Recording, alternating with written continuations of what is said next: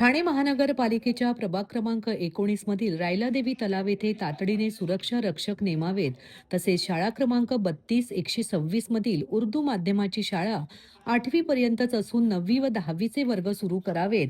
तेथील प्राच्य विद्या संस्थेतील जागेची पाहणी करून त्या ठिकाणी सुरू करता येतील का ते पाहावे. तसेच प्रभागातील पावसाळ्यापूर्वी आवश्यक असलेली सर्व कामे करण्याच्या सूचना नुकत्याच झालेल्या बैठकीत महापौर शर्मिला पिंपळकर यांनी संबंधित विभागाला दिल्या. प्रभाग क्रमांक 19 मधील प्रलंबित असलेल्या कामांबाबत स्थानिक नगरसेवक विकास रेपाळे, नम्रता भोसले, रवींद्र फाटक, मिनल संखे यांनी महापौर शर्मिला पिंपळकर यांची भेट घेतली होती.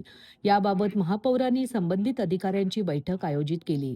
या बैठकीस उपमहापौर कृष्णा पाटील, सभागृह नेते हणमंत जगदाळे, अतिरिक्त आयुक्त 1 संदीप माळवी, नगर अभियंता प्रशांत सोनग्रा, उपायुक्त मिताली संचेती, मुख्य पर्यावरण अधिकारी मनीषा प्रधान, सहाय्यक आयुक्त राजेश सुनावणे, सर्व स्थानिक नगरसेवक व विविध विभागांचे सर्व संबंधित अधिकारी उपस्थित होते.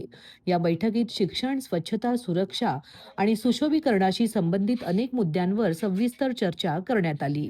हाजुरी येथील उर्दू शाळा क्रमांक 32-126च्या पटांगणात असलेले बांधकाम काढून विद्यार्थ्यांसाठी मोकळे मैदान उपलब्ध करून द्यावे. तसेच पटांगणालगत असलेल्या इमारतीतील 3 मजले प्राच्य विद्या अभ्यास संस्थेला दिले असून या इमारतीतील 2 मजले उर्दू शाळेसाठी द्यावेत, जेणेकरून उर्दू माध्यमांची 9वी व 10वीचे विद्यार्थी शिक्षणापासून वंचित राहणार नाहीत, अशी मागणी नगरसेवक विकास रेपाळे यांनी केली.